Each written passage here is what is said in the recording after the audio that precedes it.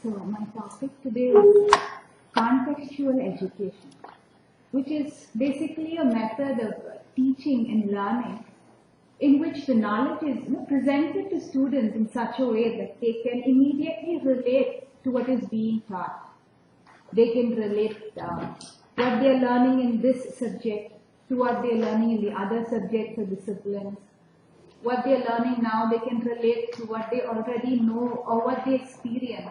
And most importantly, where they can relate what they are learning to their own lives. So there is this constant emphasis on establishing relationship between the lesson and the learner, between one discipline and all the other disciplines, between knowledge and the circumstances in which the knowledge was created, generated, or collected, and between education and life. I would just like to take a few minutes to look at one of the challenges that we have faced in the past during the Great Depression in the US. In 1933, the US faced a very severe banking crisis. 6,000 banks had collapsed, and people were all in a panic, and they were withdrawing their money from the banks that remained, and this was only making the problem worse. And Franklin Roosevelt, he was the President of the United States then, and he solved the problem. Now, he did a number of things actually. He initiated economic reforms, he enforced banking regulations, the war effort boosted the industry. But one of the important aspects of this solution was the way he handled the people and their fear. There is this very famous line of his, there is nothing to fear but fear itself. He went on public radio, which was a new technology then, and he spoke to the people directly. He told them, come on, see, you belong to such a great country. Believe in yourselves, believe in your government, your institutions, believe in the greatness of this country. We have come this far now. There is no need to panic. Leave your money in the banks, and we will make more progress than we have ever made before. He was able to relate to them emotionally, and that halted the panic, and then he went on to solve the problem. Now, you don't solve a banking crisis or an economic problem by telling the people on radio, oh come on, don't be scared, it's okay. That was not how it was. There were so many other aspects involved in this. There was the economy, all the banks, the finance, the market, all of these aspects were there, but Roosevelt was able to intuitively see the connection between all of these, and he was able to reach the people and find that they related to everything. The human capital is more important than anything else. And so he was, with his excellent communication skills, with the strength of his personality, he was able to reach the people, connect to them, halt this panic. This he could not have done if he had looked at the banking sector in isolation. In fact, he did say that all the theories of economics that he learned in Harvard did not help him too much at that time. So it was because he was able to see this banking crisis, this economic problem in the context of the whole, because he was able to see how it connected to everything else that he solved this problem. Now, this is true not just for this. You take any challenge that we have faced, we have overcome, any issue that has been handled effectively, it has been done so only because the people who did it have been able to see the larger picture, the part in the context of the whole. So this, I just took this up to underline the importance of contextual thinking, of contextuality in itself. Now, coming to education, we've discussed a lot of ideas related to education. I would just like to go back to the beginning, way back to the origin. I think education is one of the most marvelous systems that we have devised. We have taken all of this knowledge that we have learned over centuries, and we have condensed them, organized them in such an elaborate way in a comprehensive framework within a multi-layered structure, and we encapsulate it into a 15 or 20-year study, and we offer it to our youngsters. So all of this knowledge that we have sort of packaged it into a capsule and we give it to our youngsters. Any child who enrolls in school today has a fair opportunity of being equipped with a gist of all the knowledge that we have. Those who have the inclination, the means to pursue education further can specialize and know all that there is to be known in one or a few subjects. And then they can go on to do research to even find out more. And education is probably one of our greatest accomplishments because look where it has got us. It has made life so simpler. It has resulted in increasing the lifespan. There is the direct relationship between the income and the level of education. A farmer who is educated actually gets more output from his crop. This is documented. And a mother who is the better educated a mother is, the lower the infant mortality is in the region and the healthier the children are. And it is only because of this dissemination of knowledge through this elaborate organization of our educational institutions that we have so many devices, so many systems that make our lives so simple and that have eliminated so many of the problems that people faced earlier. Now, education is such a wonderful thing, but it is not uncommon for us to hear students say things like, but why am I learning this stuff? You're able to identify with that. What has this got to do with me? What does it mean? Why should I study history? I am more concerned about my future.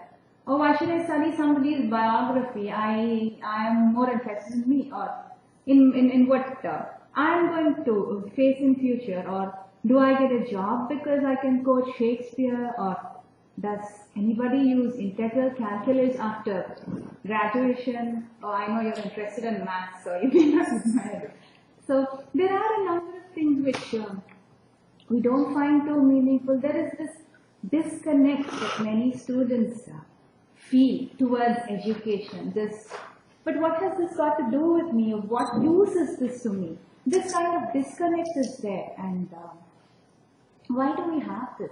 If education is such a wonderful thing, this disconnect is there because it is the flip side of the way that we have, organized, condensed this education.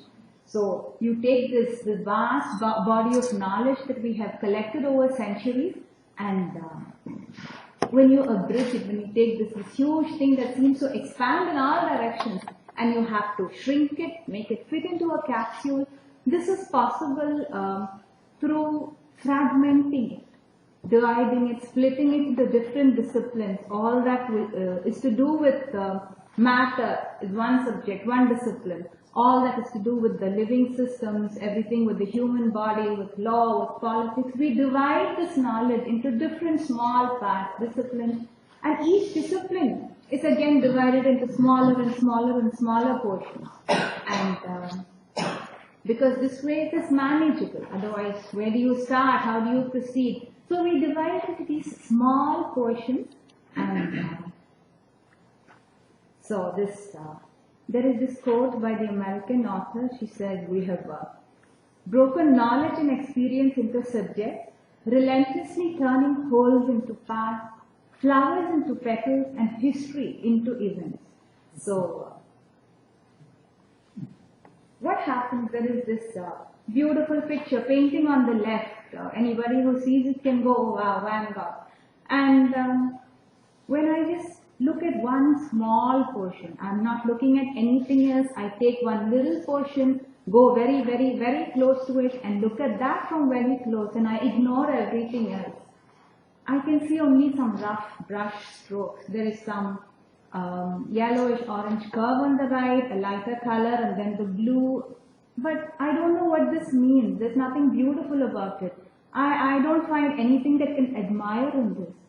This is what happens when we take knowledge and we fragment it. There is this horizontal divorce that comes into education because we are dividing knowledge into smaller and smaller and smaller parts and giving the student one little portion. And when everything else is ignored, it's just this one part that they are looking at. there is a horizontal disconnect, a divorce that the students feel. And then another way in which we have organized knowledge is by condensing knowledge of life experience into generalized, abstract principles. So basically there is a vertical divorce from mind, between mind and life. So there are these 100 life experiences or experiments, pieces of knowledge. And if I have to teach all this to the student, I have to make it fit into a 4-year course, into one semester, into one textbook, or into one chapter in a textbook. What do? I cannot teach every one of them individually. So I make a generalized principle, I abstract it, I take the common denominator. And so when I take this large and lovely picture, and then I kind of make it fit my specific requirements, I cannot give all of this, I have to just resize it, and sometimes this resizing totally distorts it. So there is this vertical divorce. So when we take the whole truth, and then when we divide it into smaller parts, all of these partial aspects of reality, the sum of all these parts is far less than the whole. And when each partial aspect is seen in isolation from the whole of which it is a part, it leads to this vertical divorce of mind from life. And so the students are not able to see what is so beautiful about this snippet that they get, because it does not reflect reality. This is where contextual education comes in.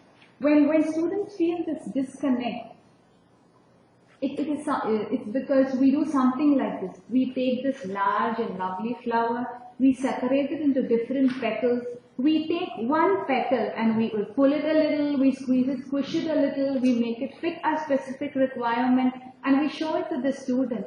And we expect them to recreate the whole and then to appreciate and admire it. Which is what we do actually when we teach the subjects in isolation, and then we give them tests and exams and evaluate them, and then we create competition between the students. And then in the real world, what they need is teamwork. You have to work in cooperation or competition. There has to be collaboration between people. There has to be, you have to work together. All the departments in an organization will have to work together. And so, somewhere between graduation and employment, we expect them to figure this out and accomplish that transformation, which results in actually what we see as the skills gap. Yesterday, this topic of unemployment came up. There is one more problem that actually we face, which is unemployability. The skills gap that we see is very real because the graduates we produce are not quite ready for the workplace. There was this manpower group survey conducted in 2013. Some 38,000 employers in 42 countries worldwide were surveyed. And 35% of them said that they find it difficult to find the right talent to fill the positions that are vacant in their organization. And this is because of this disconnect that there is between the lesson and the learner, and between the education that we offer and life. And that's because the way we teach does not parallel nature. Isolation is a theoretical impossibility in the universe. Starting from the level of the particle, if you go on up to the level of the galaxy, everything is interconnected.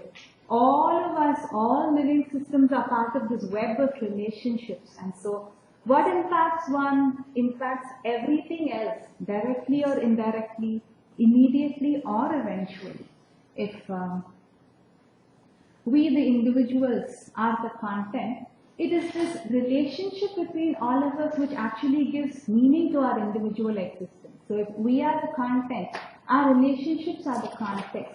And the same way with education. If the individual subject is the content, it is this connection that we make, that we can make between all of these subjects, which gives meaning to every subject or every discipline. And hence, when we add when we make education contextual, we eliminate this question of But what has this got to do with me? Why am I learning it? Why am I being asked to read this? How do we do this? How do we teach something contextually? I would just like to go over 2 or 3 methods of making the education contextual. One is teaching every discipline with reference to all the other disciplines. Like for example, if we take history, when I say history, my children go, oh my God, we have to memorize all the dates. So history is generally taught like that. We start from the beginning, we start with Stone Age, Bronze Age, Iron Age, and then we cover all the civilizations, the Mesopotamian, Greek, Roman, and then we go to the Middle Ages, Reformation, Renaissance, all of this. So history is just a line that connects all the major events that have taken place in chronological order. And it is a unidimensional study. So instead of drawing a straight line across time, at each point we can draw lines connecting history to all the other subjects. And that makes it multidimensional and contextual. Just to illustrate this, I would just like to illustrate this point using history. We learn right in the beginning that during Stone Age there were all these cave paintings, and some of them still can be seen in these parts of the world dating back to this century. From this, we can actually branch off into art. Life must have been so difficult then. Did these people actually sit and draw and paint at that time? Is art so important then? Is art so important to us as humans? And how has art evolved over time? These cave paintings are supposed to be around the animal, the hunting themes. So has art always reflected our major preoccupations? What are we painting today, and what does it show about us? How has art evolved over time? So from history we can branch off into art. And similarly into literature. What has been written at different times? What do we understand about the Greeks from what they wrote? And has history influenced writing? Has it also been the other way around? Has literature influenced history or changed the course of history? And there were these book burnings done by different rulers at different times. Why did they do it? Is literature that powerful that they were in some way scared of it? And when the printing press was invented, it liberated the book from this physical labor of sitting and copying. Every copy of the book had to be written by hand. This liberated it, and that impacted society. And then with digitization, now we have even liberated the book from the paper. And how does that impact history? So we can study literature from starting off from history. And how has science been influenced by history? Science is not, one cannot directly probably study science from history, but the impact of history on different inventions, the impact of the inventions on history, this study can be very educative. And how have people, how has society reacted to something new, a new invention or a new idea? How did religion react to the heliocentric theory, to Darwin's theory? How do scientists and how does society respond to something new today? Are we any different than what we were 500 years ago? All this science can be indirectly studied, starting off from history. The French Revolution is such an integral part of history study. Now, England and France were there right next to each other, both were monarchies. We study a French Revolution. Why does history not record an English Revolution? What was so different about these two societies that one had a violent revolution and the other one evolved? So, society can be studied from the point of view of history. And how did different political systems evolve? How did law evolve? So, all these we can branch off to, starting from just history. So, we all learned that Gorbachev was instrumental in ending the Cold War, and there are many books, many studies about this. Now, they need not be actual. We can from this go off to the personality of the man who on his own he dissolved his own force. Now, why would a man do that? Gorbachev is supposed to be the only person in the in history who has voluntarily left the Kremlin. So why did he do that? Why did he step down? Why did he dissolve his own force? What went into molding his personality? What goes into shaping the personality of leaders? What creates leaders? What creates revolutionaries? What creates dictators? Psychology, biography can be studied from history. So this way, there is absolutely no end to how we can creatively branch from any one subject. I just took history for illustrating this point, but we can branch off from one subject to any other subject. So everything becomes connected. As a whole, we study everything. So instead of just relegating history to the past, or the study of the past, it can be used to understand the present and to anticipate the future. Another way of completing this contextuality is every discipline or subject can be complemented with any other discipline. If I could just illustrate this very briefly using literature, we think literature is fiction, imagination, but actually it reflects life. It reflects the times in which the writer lived or set the story, and it reflects the times of society when this is set. So psychology actually can be complemented with a study of literature.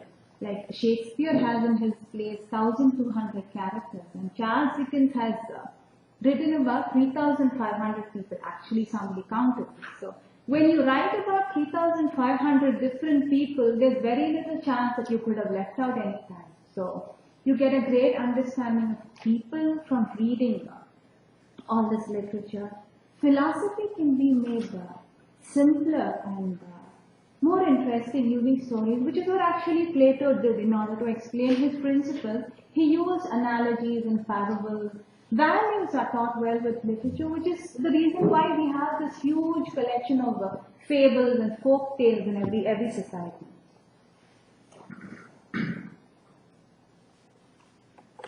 Not just literature, but any subject can this way be connected to any other subject and be used to add value to that subject. Now, educating the person and not the subject is the aim. That the next lecture is person-centered education, and we're going to hear more about this from my background. This grades matter for the first 2 years of one's career is the statement made by Google's head of people. So they believe that just for the first 2 years, these grades matter. Beyond that, it is up to the employee's personality. So this shows how important the person actually is, more than the technical expertise. So I would just like to conclude now. Anything is handled effectively only when we see it in the context of the whole. If you look at the environment, it's not possible to address this issue without looking at the economy, urbanization, people's aspirations. You take population explosion, which tends to be a major problem in some countries like India. It's not even possible to understand this issue when you don't look at the culture, the economic needs, the religious sentiments of the people. And an issue like religious fundamentalism, you have to look at poverty, illiteracy, unemployment, marginalization, all that has gone on in history before in order to even understand this. And so this is why looking at everything in the context of the whole is so essential to address anything effectively.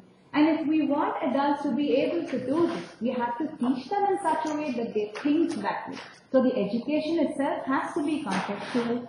This contextual education is not something that does not exist anywhere. It does, but it is not systemized. It is dependent, highly dependent on the inclination and the creativity of the specific educator and the educational institutions. There are teachers who use movies to make something more lively. This does happen. We just heard our students here talk about trips and work which help them understand or relate to their studies better. But this is not systematized in many institutions in many countries. And also there are a lot of issues that we need to look at, many questions that need to be answered. Like for example, not all disciplines can be contextualized. For example, it's very natural to contextualize literature, history, the arts and humanities, but it's a whole new ballgame if you want to contextualize the maths or the hard sciences. It's totally different. And we also need specialization. So does contextualization get in the way? We have to have subject experts also. So in such cases, does looking at the whole and contextualizing tend to distract to some extent? These are questions that we need to look at and answer. But to a large extent, contextualizing education, much more than we do today, is required, and that transforms education, which is a two-dimensional image, into a three-dimensional hologram. Thank you. I'm going to just make a few comments on the issue of contextuality that's a bit more technical, if you like. So I hope you will bear with me. I hope it's not too boring for you. Essentially, one of the great challenges that in the last century confronted the social sciences was the question of how to describe it in relatively simple terms that contained all the elements within it. And it was our former president, Hoedl, who emerged with a description that was very challenging and compelling. He described social processes as follows: human beings pursue values through institutions based on resources. Now that sounds relatively simple, but it really hides an immense amount of complexity and challenge. The only other model I know of that has been very successful in promoting itself is the model that emerged from a movement in the United States known as the law and economics movement. And they have a roughly similar model. It reads as follows: human beings pursue wealth through institutions based on resources. So you can see this one model is meant to be a rather estimated view of society, in the sense that the only thing that counts is wealth and wealth distribution and the power that wealth brings to the powerful. So those are the two models that have emerged so far. Now, the question of how to give some operational effect to this model required the development of an approach to the problem of contextuality. And that meant this model has to be seen both holistically and in its particulars, so that whatever counts to make the model of social process usable has to identify problems, and the problems occur in a context. So this raised the question of the form of thinking that you would use to explore the nature of the problem specifically in the larger context. And Laszlo described this as configurative thinking, and it's quite complex because what it means is the identification of a problem in any aspect of social process requires you to either move up, down, or sideways. But it's not stable. It doesn't stay there. You only understand it in relation to the other components of social process, which in general have been set out here but not fully explained.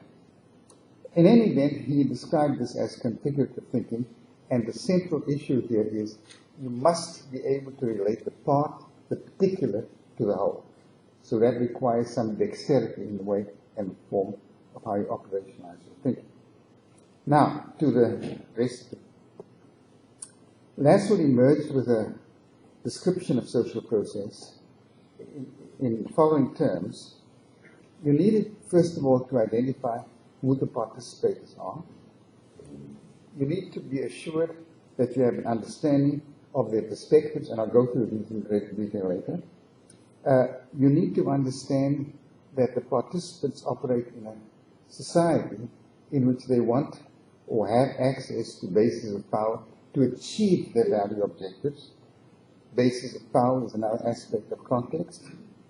And the basis of power function in situations which could be geographic, temporal, institutionally challenged, or of a crisis nature. Each of these are distinctive components of what a problem is about.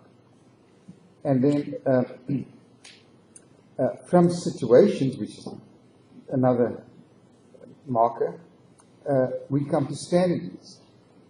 What are the strategies available to the participators? Well, they could be military, they could be economic, they could be persuasive, they could be coercive, or whatever. But strategies are going to be an inevitable part of the social process of participators seeking values in society. And finally, there are the outcomes of what does the participator get, what does the participator not get, how does this affect the aggregate distribution of the desired values in the social process context, whether it be local or global. And finally, what are the effects of it? Now, that particular model was in its own time and still is quite revolutionary. The fact is that I know of no contemporary political scientist that even attempts to use it, and lawyers boycott it. They don't want to know about it. So, why is it that this has been, I don't know whether it's that difficult. I didn't find it difficult as a student, but nonetheless, its importance is quite clear. Certainly in many fields, I'll give you a few illustrations. Let's take international law, and let's take the question of who participates. Who are the participators? Well, the fact is that if you identify all the participators who directly or indirectly participate, you come up with a very wide range of participators. Clearly there are states, clearly there are intergovernmental institutions, clearly there are political parties, there are pressure groups, there's civil society, there are business groups, there are interest groups connected to human rights, humanitarian values, and so on. In short, there's a very wide range of participators who actually influence, in some degree, the political system globally, some directly, some indirectly. Now, what's the problem with this? Well, the problem with this, from the point of view of states and state power, is that all of these other actors are an inconvenience. And hence, it's highly contested that you should ever take into account political parties, pressure groups, even international organizations, as relevant to the making and application of international law and the enforcement of peace and security and human rights. So, leading theorists have often said, this particular model, just taking this first component of context, generates dangerous knowledge. Knowledge that states don't want to hear about. They don't want to hear about these other actors. They don't want to hear about non-governmental organizations committed to women's rights, civil rights, economic justice, and so on. When they had this big conference in China, and all of these NGOs wanted to show up, the Chinese put them up in a place about 30 miles away from the venue, to make sure that they're difficulty showing up and influencing the process. So, participators is an important thing. You have to ask that question. Now, there's another side to this. Participators, of course, when we focus on the human beings who are ultimately the participators, either in groups or individuals, they come with perspectives of subjectivity. Nobody wants to hear about this. We don't want to know about the human subjectivities that are tied to the factors that influence identity, that influence what their demands are, maybe for social justice and human rights, or peace. And they certainly don't want to know about the expectations people may have about the relevance of peace, law, and a defensible world public order. So when you begin to introduce the element of human subjectivity and its potentials for influence, again we deal with an element of dangerous knowledge, which, as we said this morning when Garry was speaking, why we try to preclude the element of human subjectivity from this is, the problem is that we'd have no human rights today worth a damn without human subjectivity.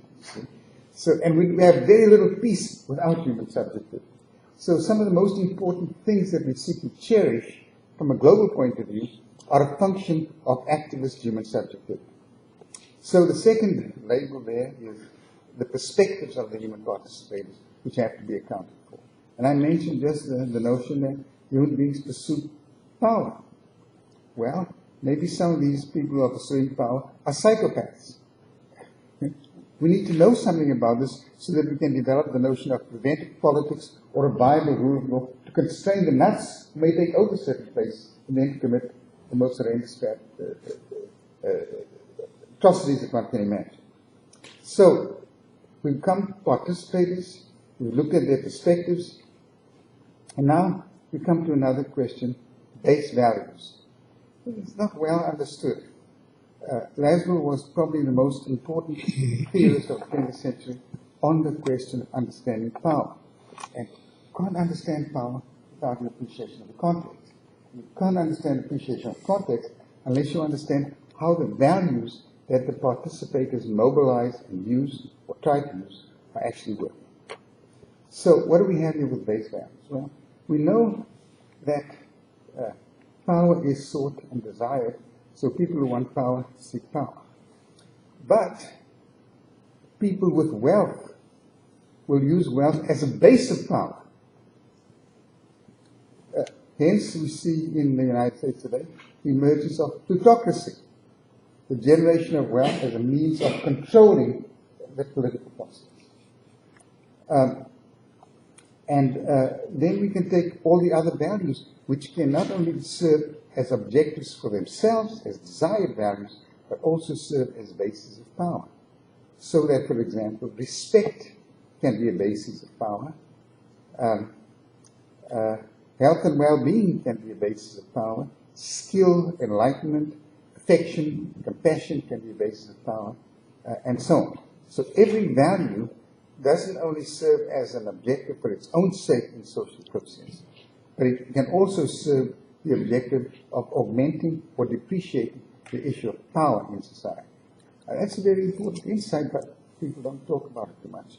We very rarely hear people talk about the relationship of wealth to power, or the relationship of affection to power, or love, for that matter, and so on, or rectitude. In the US, we have a very powerful religious minority that has a right-wing agenda that uses religion as its base of power. Rectitude. So now we move from that very briefly, this is technical side of it, to situations. Where do these things happen? And what are the constraints about them happening in these particular situations? Clearly we know something like this. We know that territorialism is a constraint or an enhancement of the power and abilities of people to act. So there are spatial potentials and limitations that are a natural aspect of the context, territorialism. But in addition to that, there are also factors that events in society are temporal. And temporality may be a constraint or an enhancement of the desires of participants in the system. So you have to have some spatial and temporal components to the description of context. Then there is the question of, is there a developed level of institutionalization which can be used or misused, as the case may be? So if you're talking about families cross-culturally, well, families are organized differently from one culture to another, effective in some, not so effective in others, but it's worth knowing. And then the last of these issues of the situations, events sometimes happen in the context of crisis, and crisis will change the way people configure and make decisions about what's happening. So that moves us now from situations to strategies. Again, from a global point of view, you can break down strategies in terms of coercion and persuasion. Obviously, we tend to prefer persuasion as a way of solving problems, but states will rely, and other actors will rely on coercion to do so. So when we look at coercion, we look at the use of maybe the military instrument, or terrorism, or some such thing. We could also use coercion to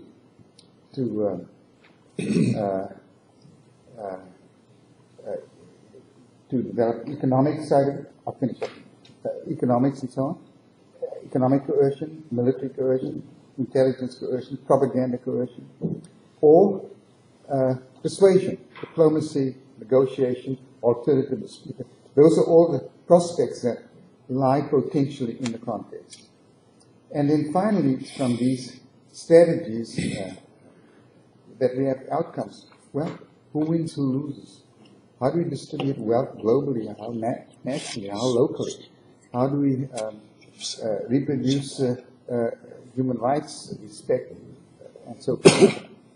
So that essentially is outcomes and effects are the represent the kind of very technical way of approaching the issue of context. Now, just very briefly, the most challenging part of this is that every one of these labels represents a problem or a cluster of problems. So one of the great challenges is to figure out what the problems are. The participators may represent a whole bunch of problems that you need to clarify, all the way down through base value, situations, outcomes, and effects. And then the question is, of course, if you have the problem, you have to locate it somewhere. If it's a situations problem, you might have to take that problem and understand it in the context going up the ladder or down the ladder. In other words, you can't remain inert about this. And so this is one of the most important aspects, is because if you can delineate problems in this way, you can also predict problems. And nothing is more important in society than the ability to predict problems before they happen. So that is just a technical aspect of it. Now I won't, I'm time up, right? So I can't say any more, but anyway, I'm shut up, so I'll take any questions afterwards. But that's just a very technical introduction. Well, thanks both to Janani and Winston for so interesting. Different complementary perspectives of the same topic. It really both made me think quite a bit. I like very much, Janani, your example of history and showing how much it could do. And then at the end, you kind of disappointed me because you said, but it can't be done for science. Or you didn't exactly say that, I'm paraphrasing. So I was thinking while we were talking, about 3 months ago, Ivo and I were asked to deliver some lectures to a group of PhD students at a leading scientific institute in Ljubljana on leadership in science, or leadership in research. And I found in talking to the group, and it was our group of students was much more active than the PhDs were all at the end of their going for their writing their theses and all, and finishing their projects and all. It was very difficult to get any of them to participate. The faculty were actively engaged. And so I started questioning them. And I said, you're up to the level of PhD. What have you learned about the process of doing research? 0. What have you learned about the process of working with other people? 0. What have you learned about leadership? 0. And it was interesting because the faculty member who had invited us in, afterwards he was talking to me about the problems of the Institute. And the problems of the Institute that he's seen is, we have no leadership. Why? Well, the head of one of our departments, who was an expert in his technical subject, was never taught either how to administer anything or how to lead anything, or how to envision what the role of the institution was in society. So it really made me think about this issue of context in science. Thank you. So as Janani was talking, I was just making some parallel notes here, and I'm not going to go through it all, but I think you can catch the idea. So in teaching any subject in science, and tracing it, or in engineering, or in any field, but I'm specific here, to talk about the process of that knowledge discovery and trace it over long periods of time, whether it's decades or centuries or millennia, to look at the values that have driven the development of that process, the resistances that it is met from in the society, the pressure for conformity, whether it was the pressure on Copernicus and Descartes or Galileo, or today, I mentioned Lee Smollen's book earlier, and he said today in physics, if you're not a string theorist, you're out in left field and they're actually laughed at and ridiculed, oh, you're not intelligent enough to understand the truth. This is from a leading physicist who was at Harvard, who says it looks more like a religion today than a science. So what do we learn about social conformity, social conditioning, the process of discovery, which we were discussing this morning, creativity, which we're going to discuss tomorrow, the role of the individual in the context of the society, how an individual changes things by having the courage to think something or do something, and how the society responds to it, the role of organization, whether it's at the level of a research institute or the role of, or the level of the society as a whole. These are topics that are valid for any subject and the learning of any subject. The role and impact of technology, what Winston constantly comes back to that magic word, which I learned to really value, social power. What does social power have to do with which sciences are supported and which sciences are neglected? The process of learning, of thinking, I gave the example from mathematics this morning about paradigm thinking. Cultural impact and cultural influences on the development of science in different fields, psychological, financial, technological dimensions, the social responsibility of the scientist, which is a theme of the academy, the use of analogies. Harvey, when he developed his concept of the circulation of the blood, he did it by an analogy with looking at the movement of the planets in the heavens. The relationship of science and to technology, to military, to democracy. We've been talking about some of those issues, to economy. The role of subjectivity in this.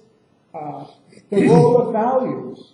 Janani quoted some interesting data on integrity in scientific research, accuracy, commitment to public welfare, skills for listening, communicating, working as teams, the capacity for imagination. And I think I've made the point that any subject could be used to teach us about the social context, the organizational context, the psychological context, the development of mental faculties and all. But when we're focused entirely on the content that we want to deliver, we really miss tremendous opportunities. I could really identify with your comment from the point of view of all that we've been doing in the academy, which we kind of arrived at, we stumbled on, realizing that all the problems we're grappling with are problems because we're not seeing the whole context. And so what we call the new paradigm is really a contextualized attempt to understand the problems. Winston, I really love what you said. So in one sense, I was saying you could probably study every subject from one subject. That's what I think you were meant, and I just tried to clarify it for myself. What Winston says, I see it's a complementary truth. Because through the paradigm which Glaswell has given, which is extremely powerful, instead of studying subjects, if you study problems, which essentially is what we're doing in the academy, we've moved, that's the difference. One way to describe the difference in the academy is we've moved from the disciplinary approach to the problem-centered approach. And we're looking for a conceptual framework to help us move through. And what do we find? We find it relates to every subject. And that's why we end up with a multi or a transdisciplinary perspective. We're trying to find the processes that are common to the solution for global warming or poverty or political instability or nuclear weapons or anything like that. So these two presentations, I didn't see it that way till halfway through, but they're really complementary ways of looking at contextualization. So thanks very much. It is important to distinguish between social science and humanities, or engineering and natural sciences. The things are quite different in many respects in engineering science, in natural science too, and I will give a few examples where we can hope or have some hope that the education of an engineer or a natural scientist can be enriched during his life in the study courses, which are about 5 or 6 years.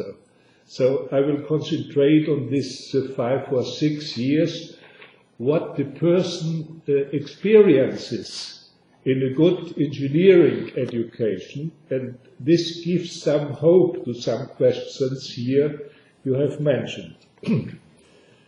The first is we have still in this education discipline-oriented education, but it is already going toward transdisciplinary education. Take us mechanical engineering and electrical engineering, informatics, everything is one subject. So nobody can study informatics without mechanical engineering and electrical engineering and things like this is quite clear. This is also true for other disciplines. For example, architecture is a very good example, which is always linked to several disciplines, and this is also true for others. So the second point is many of the educational content is project-oriented. One good example is for example, in the study courses, students have room to develop a racing car. A whole racing car, they made a worldwide competition, and everything is part of the study course. The ECTs are all integrated in this course, and you can imagine this is a high motivation for these young people, and they do very good, and they organize everything. They are managers at the same time.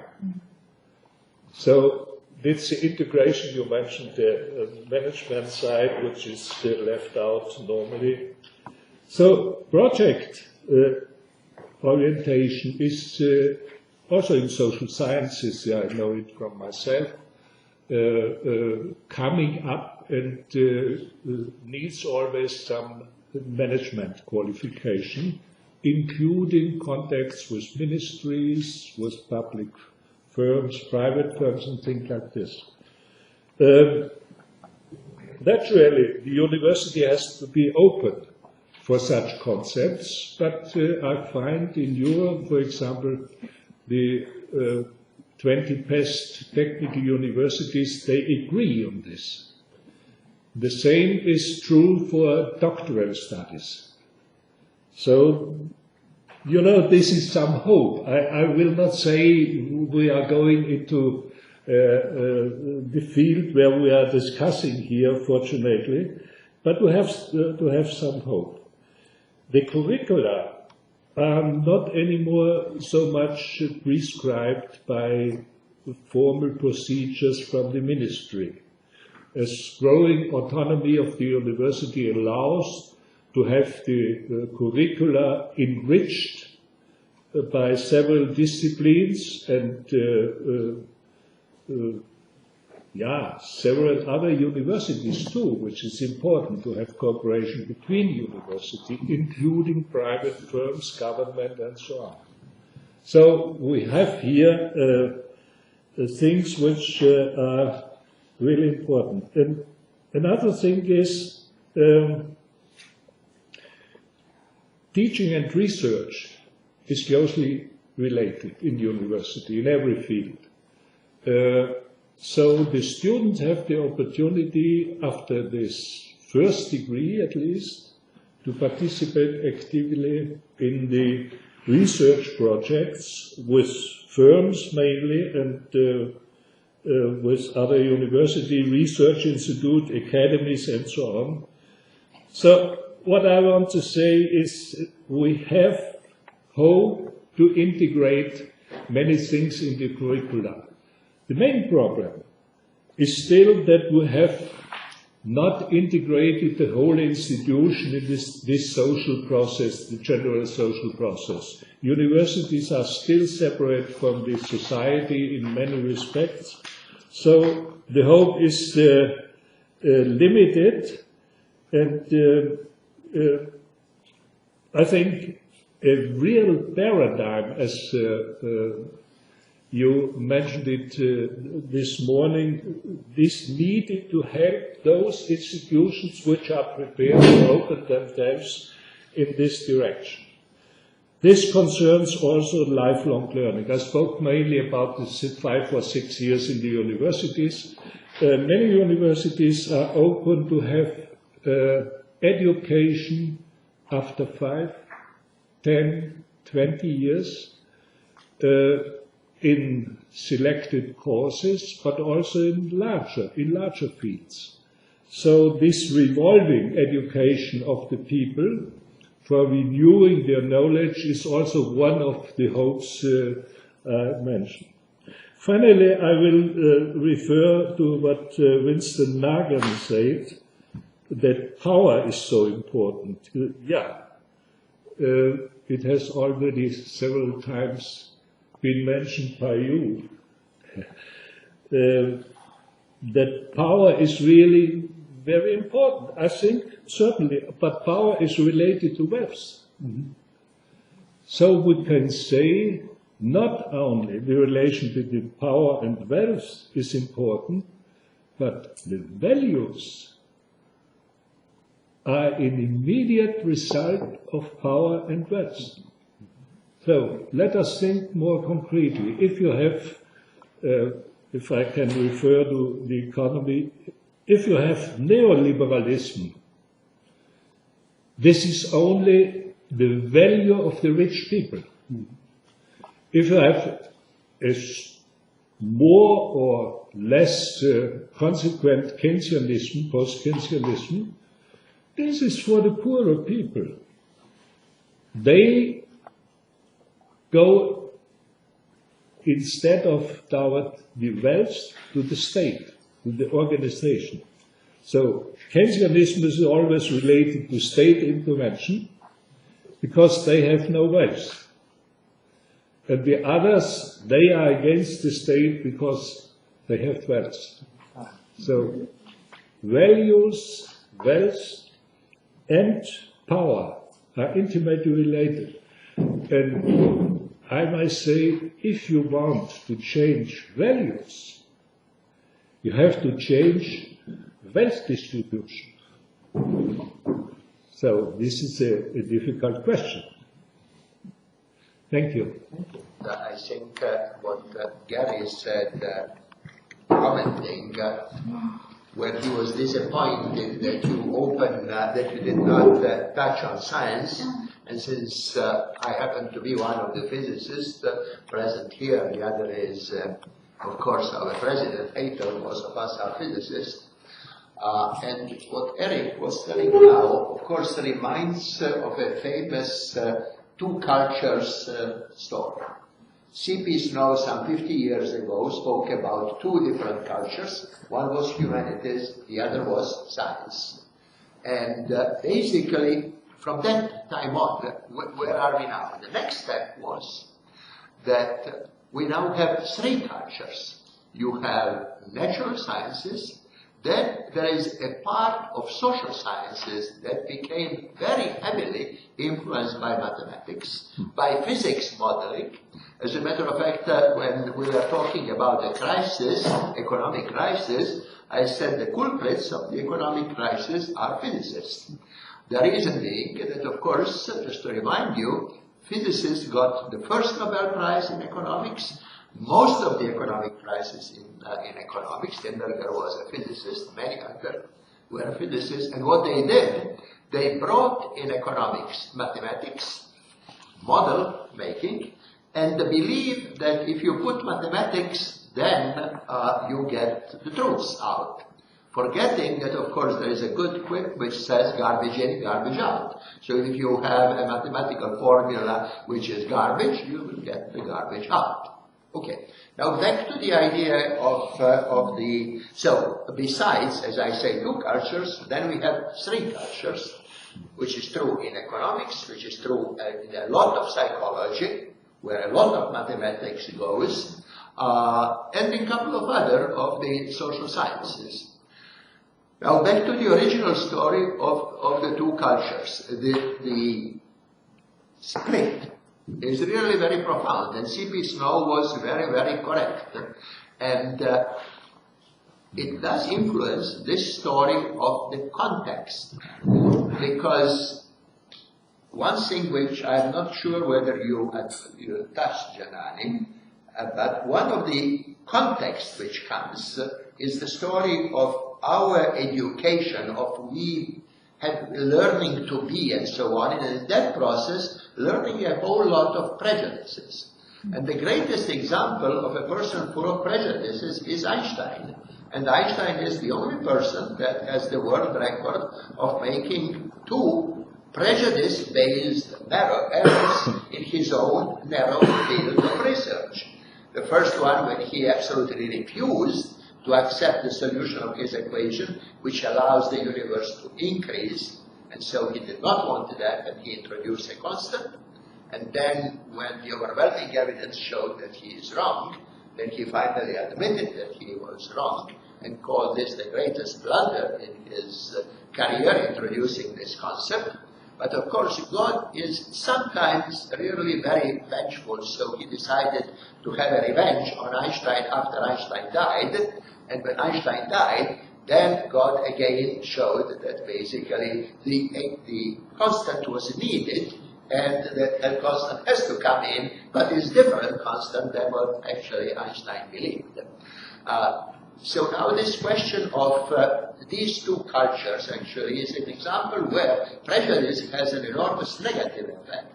The context has an enormous negative effect on some of the scientists. This is one example, but not the only one. As a matter of fact, again, Einstein died without ever accepting quantum physics, for which he got the Nobel Prize, so there are all these things that are there. But then the story of the disciplines, which we are now in a way victims of, how do they come? The basic question that we asked from the very beginning of humankind is, what is our universe made of? This is the famous Thales question. The second question is, what we are here for? What are we? What is our duty? And so on. It is amazing, actually, that there is a famous picture by Paul Gauguin, which is just having a title, What Are We? What is our job? So basically, the art is giving the answer. And since we are going to have a meeting at CERN, let me say what CERN actually has done. CERN has introduced an artist in residence. There is an artist there who sits in CERN, interacts with physicists, doing, totally ridiculous things. And then one of the famous sculpture is actually Quantum Man. And that Quantum Man is, I think the author is called Steve Taylor, if I'm not mistaken, he's an American. when you look at this quantum bank from one side, you see one picture. When you look from the other side, you see different picture from the third side. So basically, it's a point where there is a merging of art and very abstract, albeit simple science like physics, where you can get all of these things. So one of the things which I very strongly say is, as I said at the very beginning, we have to emphasize art and emphasize this trying, in a way, so I want to reinforce what Garry said that you missed. We have to teach physics and together with music, and teach mathematics together with teaching music and teaching art and teaching literature and so on, to just show this complexity of the reality of the truth which comes then. And we had, the irony is that long time ago in this famous Bologna that started now 800 years ago, we had those, whatever it was, 5 subjects, 7 subjects, blah, blah, and they were supposed to have all of this. Now what we have a person, for instance, graduating from the University of Zagreb, getting a degree in law, and from the age of 17, not hearing anything else but law of this, law of that, law of this, and so on. 5 years constantly law. If he gets the PhD, that is 10 years of getting law and nothing else. And similarly, of course, if he studies physics, and physics, not even a course in biology, not even a course in astronomy, which, by the way, are part of sciences, which are strictly based on physics. There is no law in astronomy which is beyond physics, and as most of the biologists believe, there are no laws in biology except the laws of physics, and yet those biologists never learn physics outside properly, and similarly the others. So I'm really for trying to do, and I think this is what this is why our founding fathers decided to call our academy World Academy of Art and Science. As you know, Einstein, for instance, was really a fairly good violinist player, and so on. There is a parallel, by the way, a very beautiful parallel of the life of Picasso and Einstein. These two guys really have many things in parallel. And this emphasis, I think, on art is crucial. Sorry. To start with you, Janani, I really appreciate what you said. And you made a point that the education, I understood the English, of course, the education, although I don't speak it very well, the education is integrating the past. Well, yes, it's integrating the past, but I think we have to educate people to understand that the integration of the past the education does is hermeneutic, is an interpretation. In other words, we continue, making up narratives, and sometimes the narratives are pretty funny, like, geography textbooks of the English Empire in the colonies were depicting the whole world under British rule. So if you were, no matter where, in India or any other place that was an English colony, say, well, we are an English colony, but so is everybody else, and so what need to worry about it?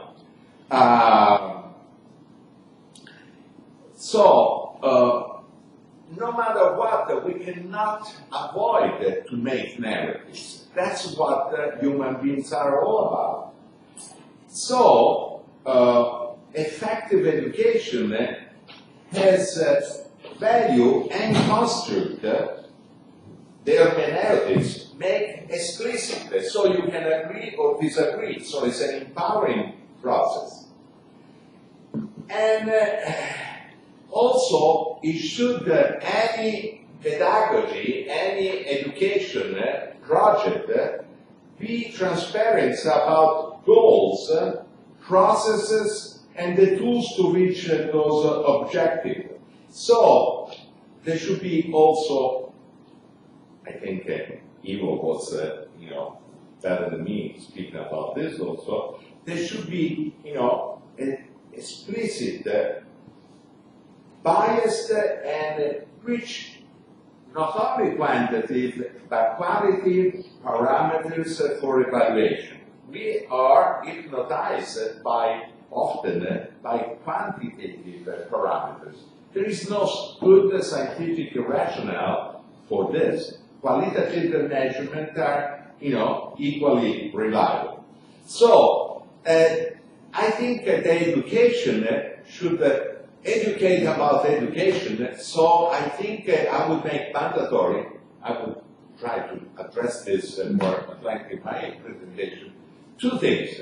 Value, so ethics, but also sociology of education. In other words, if I am sitting as elementary school, maybe even kindergarten in terms of the storytelling, I should know from my institution that the institution is aware and sharing this awareness that is a narrative-making institution and that no matter what, a university that we kiddingly call Ivory Tower or a Neolithic village, we are talking about epistemological communities. And so a university, a high school, an elementary school are epistemological communities. And if you don't clarify that, the citizens are not treated democratically, not empowered, but disempowered. So the reason to put the 20 pupil is, let's ask all together, since we are building narratives, are we building narratives that are sustainable, they are liberating, or not? To my friend Winston, thank God I have a PhD to understand all this, very intelligent. A month I would want, very juicy. But I think that the human beings I know and the science about human beings that I'm more familiar actually demonstrate to my satisfaction that human beings are not predictable on what you mentioned, the author you mentioned in terms of, wealth. No, I think human beings, no matter where they are, strive much more for meaning. And so they have hope and strives to achieve honor, social approval, the rewards that come with social approval, and desirability. That's why we have an incredible tragedy to our eyes, but there were, legitimate goals. So let me give you an example for the past. Family, noble family, would really have big fights that sometimes would become violent about which family had the privilege to sacrifice one of their virgin girls to be opened the heart, the body of the heart, and the high priest offered to the gods to toss away a dry spell. And nowadays, millions of baby girls are killed by their parents because they're baby girls, and what is wished and what is desirable is to have a baby boy. In a Sunday edition of the International New York Times, last page, I said there is a stunning whole page about 2.5 billion people live under law that condemn to death or imprisonment people that are a minority of sexual orientation. And they have some of the history where parents wish their gay or lesbian children dead so they can survive the big dishonor to have a child. So this horrendous, cannot be understood if we don't understand that the people do live not for, economic gains, but live what in their head is desirability, and that is a social construction. So, the last point that I totally agree that you make, I think that's another point. I would think that I would add a third subject matter in this your education curricula, which is be aware of sociopaths, but I would say of psychopaths and sociopaths. So if the citizen of Germany would have understood this guy that was not beautiful with the funny mustache that was preaching for a blonde, beautiful race, as I said, who's this guy? If people, have heard Stalin with a more critical, so to recognize psychopaths and not to have them as too credible as leader and guru, and would be good. I want just to mention an author that we both like and respect, Wilhelm Reich, a famous psychiatrist living in Germany that wrote fantastic books, Mass Psychology of Fascists, and he got kicked out from the Communist Party. Yeah.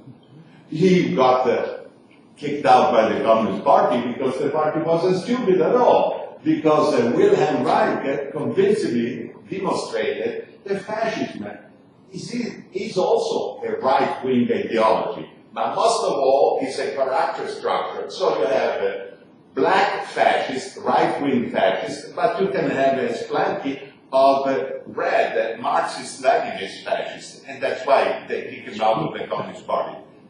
Hello, Wilhelm.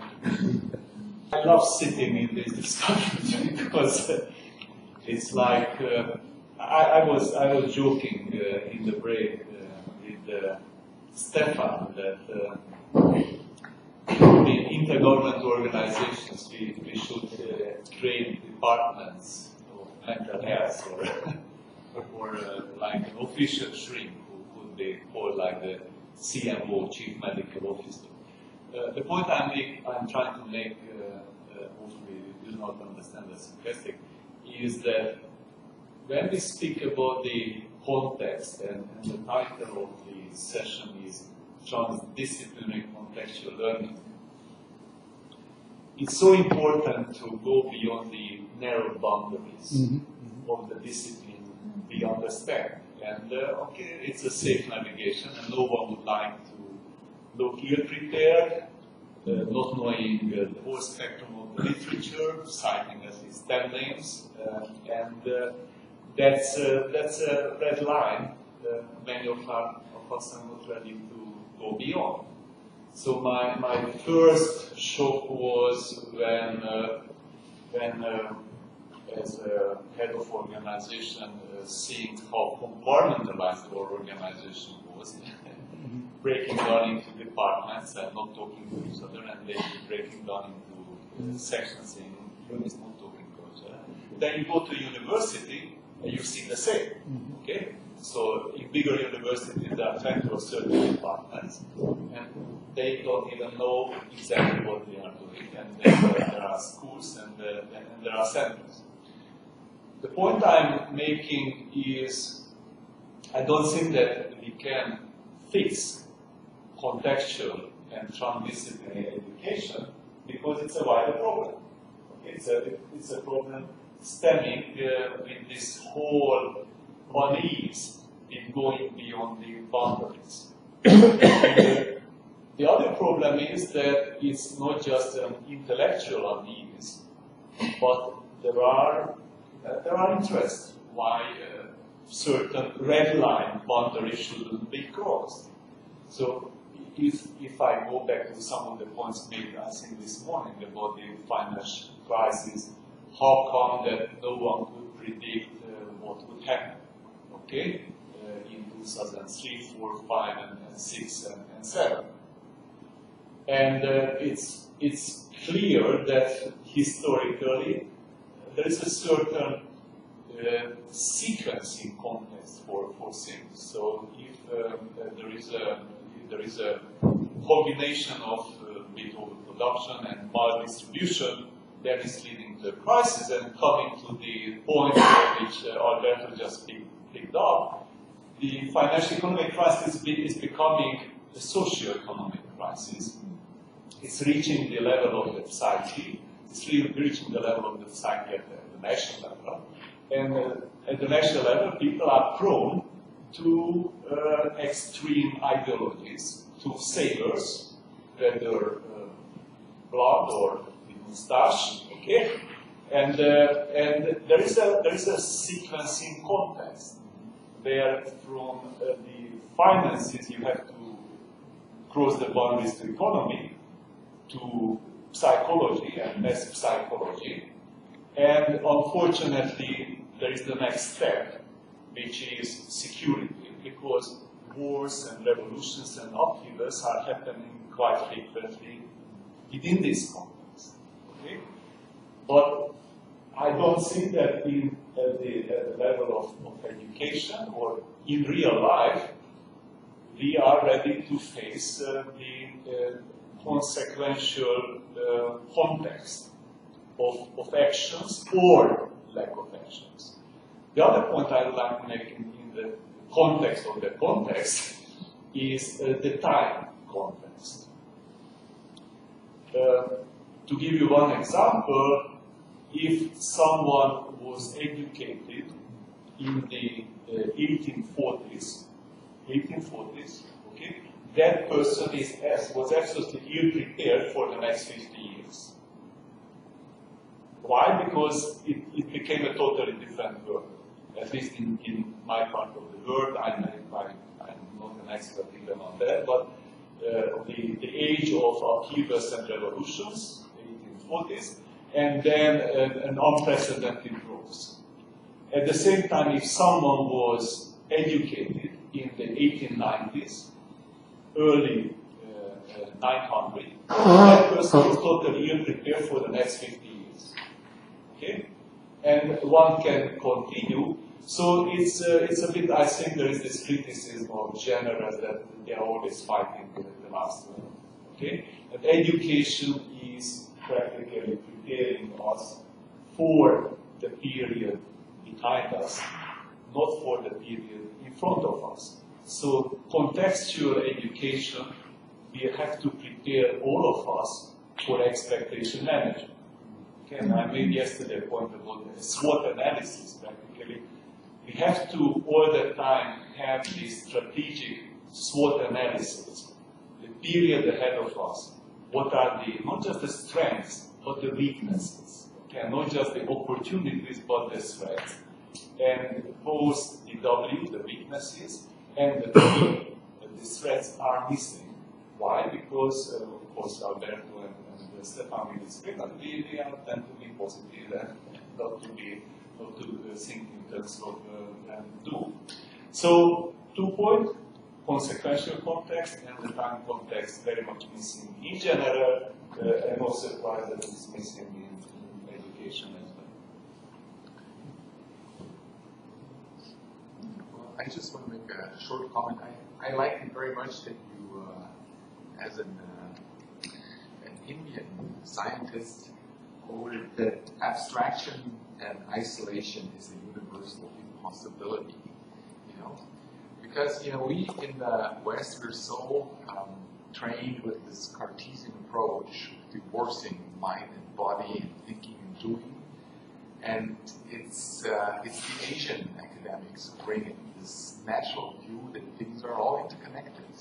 It's much more natural for you to bring that in, and for us, it's something we have to kind of regain, because I think we went through a 300-400-year history of education, which was more into dissociating, differentiating, and not into including.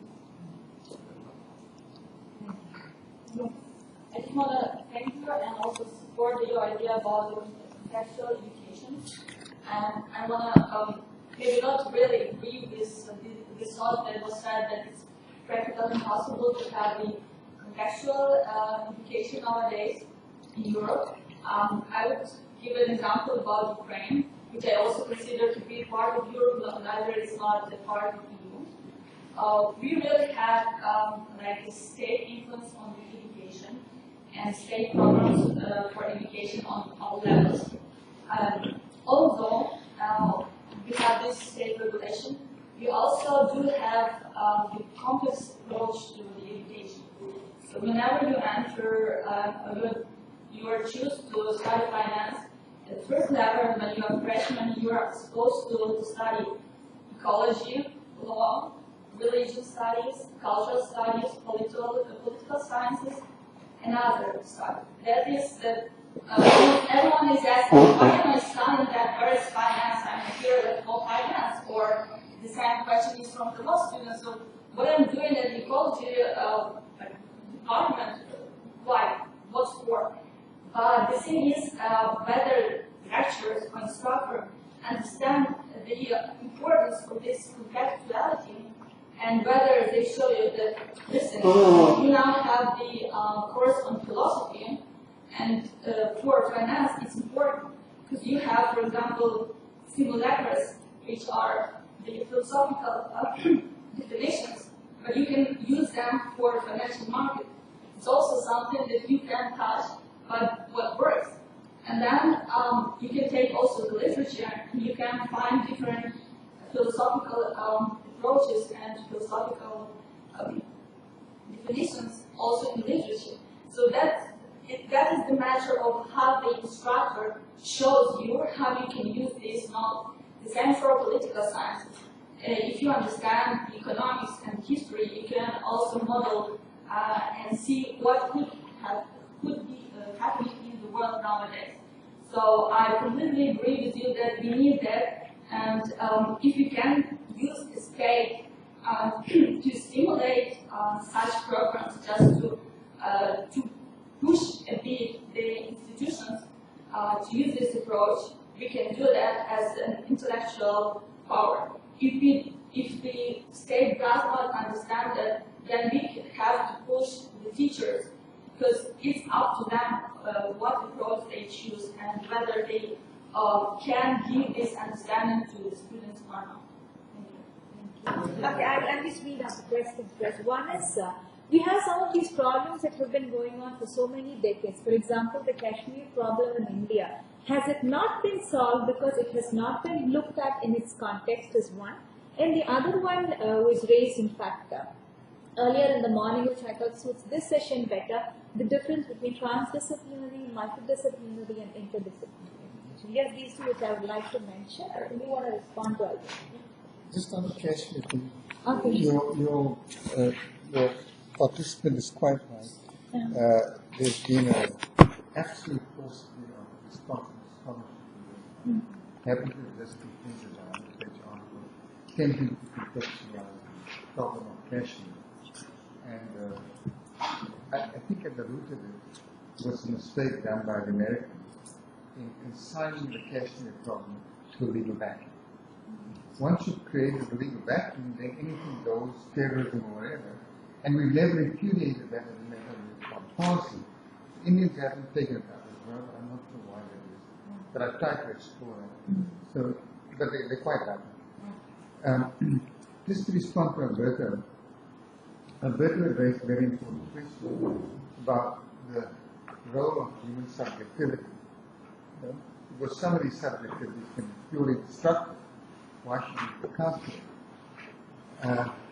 This issue has come up in economics, sin and error. Look at economics from the point of view of the demands of the individual participants. But they recognize that some of these demands may be quite irrational. So then the question is... It's not possible. Yes, then the question is what do you do with it? Sin's argument is, oh, I'll just ignore them, So that itself doesn't give you an adequate answer to it. I think implicitly what we try to do is the notion that the cluster of those claims and demands are demands that go to a political process and to responsible and authoritative decision-making. So there's a decision-making responsibility to sort out those demands that are compatible with the human dignity concept and those that are not. And that's, I think, a partial answer to your question of the disciplines. At least my experience in the university is that almost everyone I've been in is organized along disciplinary lines. Now, what does that mean inside the university? It means that every discipline is a bit of a competitive power and resource and influence. Now, the problem with this is that if they muck around with other disciplines, they dilute their position. So we find that although there's a rhetoric of having to communicate and collaborate, in fact it doesn't happen because underneath it all, they're still competitors. Now, I did a course once for free in my university to the honors program. And they all told me, oh, but when it came to my evaluation by my dean, he said, oh, that's rubbish, it doesn't count, you're not even with law. You're just wasting your time. So I didn't waste my time because many of the students actually went to take on good human rights positions in the UN and the Department of State and so on. But it was a very disappointing thing for my dean to tell me that I was wasting my time teaching human rights institute. But that's almost an impossible problem to answer. In fact, we recently organized a seminar on sustainable development. And I had to go tell my dean when I organized it over here. Oh, he was so hostile. That's economics, not law, he said. And so I said, why did you go to the economics guy? And the economics guy said, no, you had me there in the law school, so my problem. So, okay, I think it's Thank you.